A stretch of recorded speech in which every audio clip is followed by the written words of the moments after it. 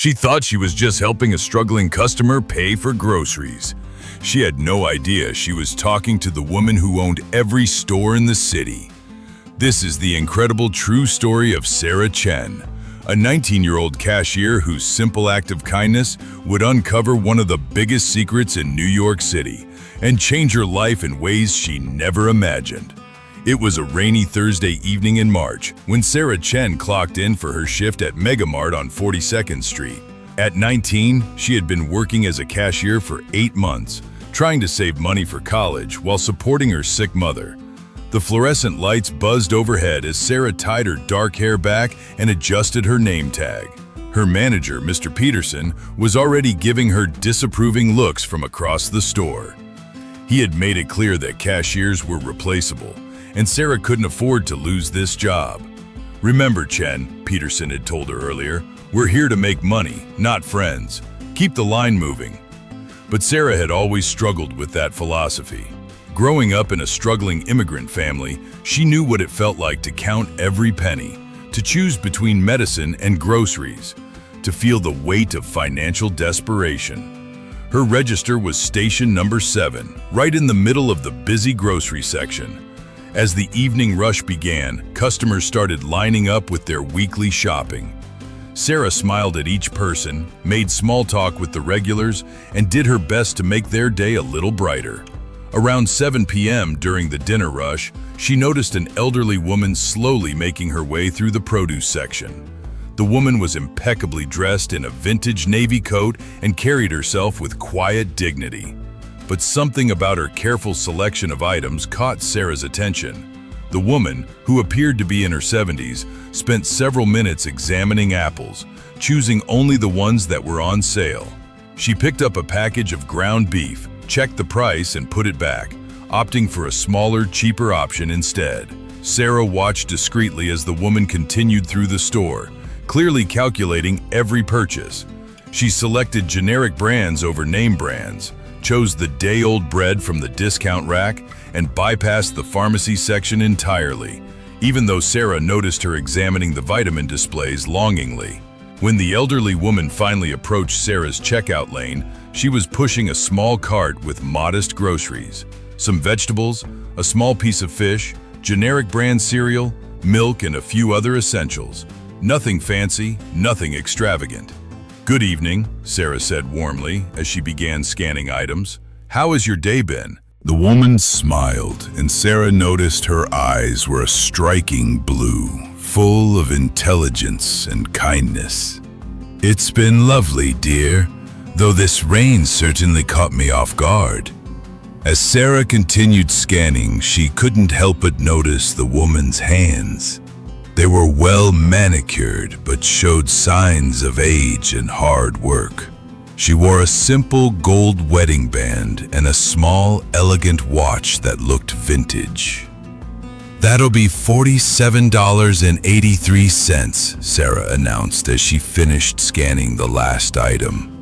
The woman opened her purse and began counting out bills and coins. Sarah watched as she carefully laid out 20s, 10s, 5s, and then started counting quarters and dimes. 31, 32.50, 33.75, the woman counted softly. Sarah's heart sank as she realized what was happening. The woman was about $4 short, and there were people waiting in line behind her. The woman looked up with embarrassed eyes. "I'm so sorry, dear. It seems I've miscalculated. Let me put back the fish." "No, wait," Sarah said quickly, glancing around to make sure Mr. Peterson wasn't watching. "Let me help you with that." Before the woman could protest, Sarah discreetly pulled out her own wallet and added $16 to cover the difference and ensure the woman had a little extra. "Please," Sarah whispered, "I insist. We all need help sometimes." The woman's eyes filled with tears. "Young lady, I can't possibly accept this. You work hard for your money." "And so do you," Sarah replied softly. "Besides, my grandmother always told me that kindness comes back to us when we need it most." The woman studied Sarah's face for a long moment, as if memorizing every detail. "What's your name, dear?" "Sarah Chen." "Well, Sarah Chen, you have just restored my faith in humanity. Thank you." After the woman left, Sarah couldn't stop thinking about the encounter. There had been something almost regal about her despite her obvious financial constraints. The way she carried herself, the intelligence in her eyes, the quality of her coat despite its age. Over the next few weeks, the woman returned every Thursday at the same time. Each visit followed the same pattern: careful shopping, counting money, coming up a few dollars short. And each time, Sarah quietly helped cover the difference. They began to talk more during these encounters. The woman, who introduced herself only as Mrs. Harrison, asked about Sarah's family, her dreams, her studies. Sarah learned that Mrs. Harrison lived alone, that she had been widowed for several years. What Sarah didn't know was that Mrs. Harrison had been asking other employees about her. She learned that Sarah often stayed late to help stock shelves without extra pay, that she had once given her lunch to a homeless man outside the store, and that despite working full-time, she was taking night classes to finish her business degree. Mrs. Harrison also learned about Sarah's mother's illness, about the medical bills that kept the family in debt, and about Sarah's dream of one day opening her own small business to help other immigrant families. On a Thursday in late April, Mrs. Harrison didn't come to the store. Sarah found herself watching the doors, worried about the elderly woman who had become a bright spot in her week. The following Tuesday, Sarah was called into Mr. Peterson's office. She walked in nervously, wondering if she had made some mistake or if someone had reported her for helping customers with their bills. But Mr. Peterson wasn't alone. Sitting across from his desk was Mrs. Harrison, but she looked completely different. Gone was the old navy coat, replaced by an elegant business suit.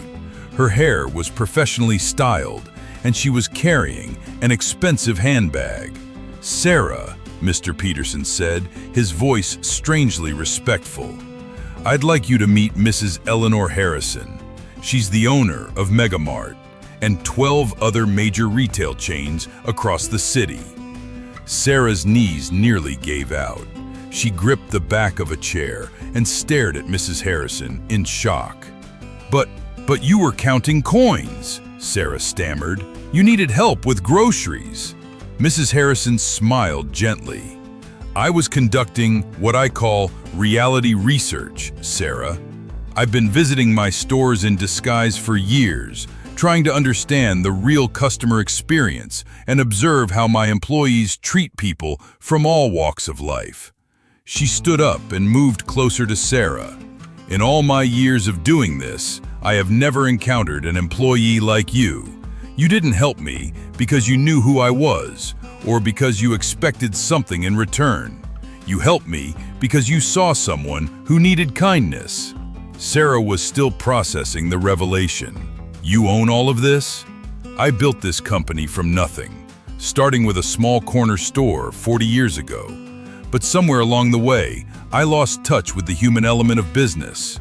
That's why I started these undercover visits." Mrs. Harrison reached into her purse and pulled out a business card. "Sarah, I've been watching not just how you treated me, but how you interact with every customer, how you support your coworkers, how you handle pressure. You have something that can't be taught: genuine care for others." "I'm offering you a position in our corporate training program," Mrs. Harrison continued.